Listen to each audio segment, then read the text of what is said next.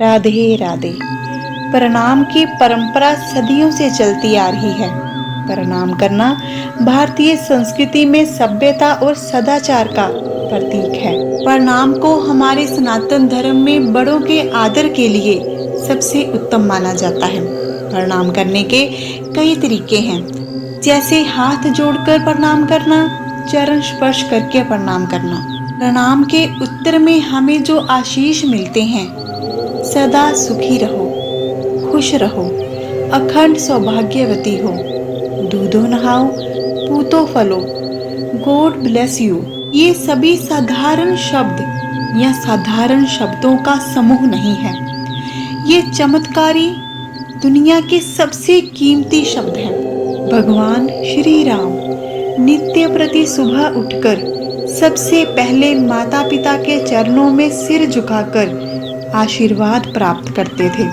भगवान गणेश जी भी देवताओं में प्रथम पूज्य अपने माता पिता के आशीर्वाद से ही बने। लेकिन आज के समय में हम इस परंपरा को निभाना महत्वपूर्ण नहीं समझते, ऐसा करना आवश्यक नहीं मानते।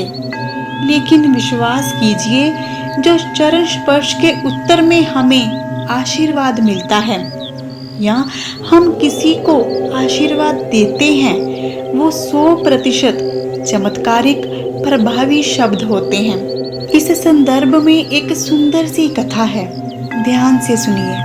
महाभारत का युद्ध शुरू हुआ तो मन से पांडवों की विजय चाहते हुए भी भीष्म पितामह को कौरवों की तरफ से युद्ध करना पड़ा था। भीष्म पितामह रोजाना पांडवों के हजारों सैनिकों का वध कर रहे थे। इसके बावजूद दुर्योधन को हमेशा यही लगता था कि भीष्म पितामह पक्षपात कर रहे हैं और अपनी पूरी ताकत के साथ युद्ध नहीं कर रहे।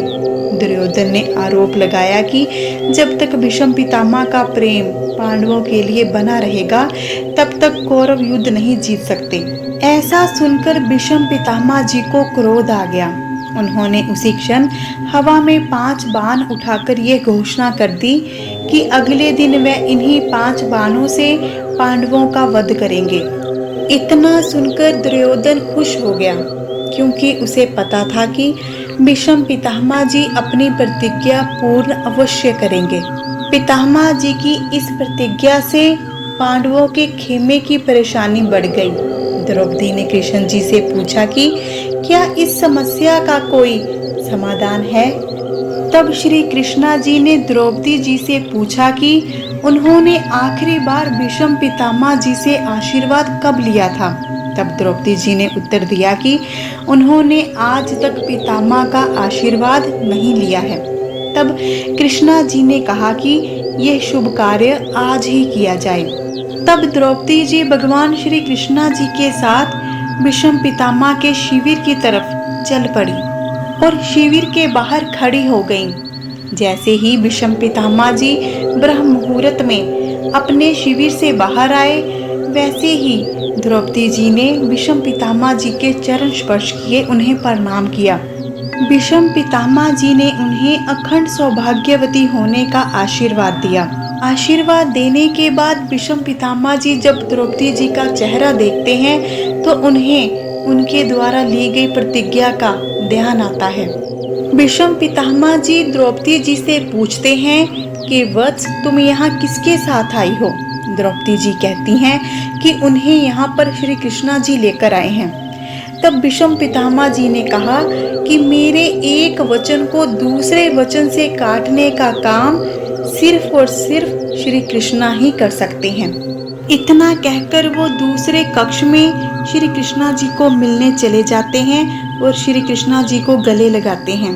इसके बाद श्री कृष्णा जी ने द्रौपदी जी से कहा कि एक बार पितामह को प्रणाम करने से तुम्हारे 5 पतियों को जीवन दान मिल गया। इसी तरह यदि तुम रोजाना पितामह भीष्म, गुरु द्रोण, कृपाचार्य, धृतराष्ट्र के साथ दुर्योधन और दुशासन की पत्नियों को भी प्रणाम करती तो आज यह रणभूमि रक्त से लाल नहीं होती। और महाभारत युद्ध की नौबत नहीं आती। आज के समय में हमारे पास अनगिनत सुख सुविधाएं होते हुए भी हम चिंतित हैं, परेशानियों से घिरे रहते हैं, तनावग्रस्त रहते हैं। हमारे घर परिवार में अशांति है, क्लेश है। उसका कारण यही है कि हम संस्कार को भूलते जा रहे हैं, अपनी परंपराओं से दूर होते जा रहे हैं, बड़े बुजुर्गों से दूर होते जा रहे हैं। उनके प्रति सेवा भाव, आदर भाव, समर्पण भाव नहीं रखते। उनको प्रणाम कर आशीर्वाद लेना जरूरी नहीं मानते। हम यह भूल जाते हैं कि हर चीज पैसे से नहीं खरीदी जा सकती। प्रणाम के उत्तर में मिला हुआ आशीर्वाद बिकाऊ नहीं होता। हमें हमारी हर बात का उत्तर, हर प्रश्न का उत्तर, हर समस्या का उत्तर फोन के सर्च इंजन में नहीं मिलेगा। उसके लिए हमें बड़े बुजुर्गों के पास भी जाना पड़ता है, उनके पास बैठना पड़ता है, उनका आशीर्वाद लेना पड़ता है। बड़े बुजुर्गों का आशीर्वाद एक कवच की तरह होता है जो हमारे जीवन की रक्षा करता है, हमारी हर परेशानी, हर समस्या से रक्षा करता है। एक छोटी सी कहानी के माध्यम से आपको आशीर्वाद का महत्व बताते हैं। प्राचीन समय में राजा शुद्धोधन ने अपने बेटे राजकुमार सिद्धार्थ को दुनिया की अच्छी बुरी हवाओं से सुरक्षित रखने के लिए, बचाने के लिए बदलते मौसम के हिसाब से 3 अलग-अलग महल बनवा कर दिए थे। राजा ये चाहते थे कि राजकुमार को जीवन के यथार्थ का कुछ भी भान ना हो। मनोरंजन के लिए उनके सामने एक बांदी सितार बजा रही है जहां राजकुमार बैठे हुए हैं। ठीक उनकी पीठ की तरफ खिड़की में एक सितार और रखा हुआ है। उनके सामने बैठी बांदी सितार बजा रही है। सितार से उठने वाली धुन उस खिड़की में रखे हुए सितार के तारों को प्रतिध्वनित कर रही है। इस क्रिया के फलस्वरूप एक सितार जो बंदी बजा रही है, दूसरा सितार अपने आप ही बजता जा रहा है। राजकुमार सिद्धार्थ बंदी के द्वारा बजाए जा रहे सितार को देख रहे हैं, सुन रहे हैं और आनंद उठा रहे हैं। लेकिन जो सितार अपने आप बज रहा है उससे अनभिज्ञ हैं। ठीक इसी प्रकार ही हम भी बड़े बुजुर्गों के आशीर्वाद की महत्ता से अनभिज्ञ हैं। जिस प्रकार एक सितार की ध्वनि से दूसरा सितार अपने आप ही बजता जा रहा है, उसी प्रकार बड़े बुजुर्गों के आशीर्वाद से हमारे जीवन में अपने आप ही सकारात्मक बदलाव आते जाते हैं।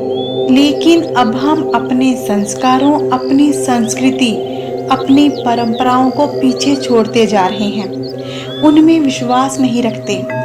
जिस प्रकार हमारे शरीर को जीवित रहने के लिए भोजन की आवश्यकता होती है, उसी प्रकार हमारी आत्मा को जीवित रहने के लिए संस्कारों की आवश्यकता होती है। हमारे संस्कार ही हमारी आत्मा की खुराक है। किसी ने खूब ही कहा है, बड़े बुजुर्गों को प्रणाम करना चाहिए, ऐसा करने से परिणाम बदल जाते हैं। प्रणाम प्रेम है, अनुशासन है, व्यायाम है, आशीर्वाद है, शीतलता है, आदर है, क्रोध मिटाता है, आंसू धोता है, सुविचार लाता है, झुकना सिखाता है, अहंकार मिटाता है, संस्कृति दिखाता है, प्रणाम जीवन दाता है। प्रतिदिन बड़े बुजुर्गों को प्रणाम करने से हमारी आयु, बल, बुद्धि, विद्या में वृद्धि होती है। हम अहंकार से मुक्त होते हैं, मन को शांति मिलती है, विनम्रता आती है, प्रतिकूल ग्रह भी अनुकूल होते हैं। जिस लक्ष्य को मन में रखकर प्रणाम किया जाए, उस लक्ष्य प्राप्ति के लिए बल मिलता है, ऐसा हमारे शास्त्र कहते हैं। जब हम बड़े बुजुर्गों को प्रणाम करते हैं, उनके चरण छूते हैं, तो आशीर्वाद के तौर पर उनका हाथ हमारे सिर के ऊपरी भाग को और हमारा हाथ उनके चरण को स्पर्श करता है। ऐसे में उनकी सकारात्मक ऊर्जा आशीर्वाद के रूप में हमारे शरीर में प्रवेश करती है, जिससे हमारा आध्यात्मिक और मानसिक विकास होता है। प्रणाम केवल परंपरा नहीं है, बल्कि अपनेपन का एहसास भी है। इसलिए आप सभी को हमारा सादर प्रणाम।